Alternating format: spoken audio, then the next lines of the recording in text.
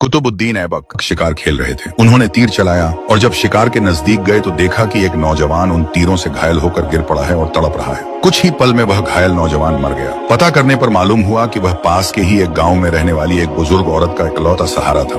वह जंगल से लकड़ियां चुनकर बेचता और जो मिलता उसी से अपना और अपनी माँ का पेट पालता था। कुतुबुद्दीन ऐबक उसकी माँ के पास गए और बताया कि उनके तीर से गलती से उसके बेटे की मौत हो गई है। माँ रोते रोते बेहोश हो गई। कुतुबुद्दीन खुद को काजी के हवाले किया और अपना जुर्म बताते हुए अपने खिलाफ मुकदमा चलाने की इजाजत दी।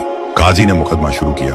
बूढ़ी माँ को अदालत में बुलाया और कहा, तुम जो सजा कहोगी वही सजा इस मुजरिम को दी जाएगी। बूढ़ी औरत ने कहा, ऐसा बादशाह फिर कहाँ मिलेगा जो अपनी ही सल्तनत में अपने ही खिलाफ मुकदमा चलाए, उस गलती के लिए जो उसने जानबूझकर नहीं की। आज से कुतुबुद्दीन ही मेरा बेटा है और मैं उसे माफ करती हूँ। काजी ने कुतुबुद्दीन ऐबक को बरी किया और कहा, अगर तुमने अदालत में जरा भी अपनी बादशाहत दिखाई होती तो मैं इस बुढ़िया के हवाले न करता बल्कि खुद ही सख्त सजा देता। इस पर कुतुबुद्दीन ने अपनी कमर से खंजर निकालकर काजी को दिखाते हुए कहा, अगर तुमने मुझसे मुजरिम की तरह बर्ताव न किया होता और मेरी बादशाहत का ख्याल किया होता तो मैं तुम्हें इसी खंजर से मौत के घाट उतार देता। यही है असली हुकूमत, बादशाहत और इंसाफ, और यही है इस्लाम की तालीमात।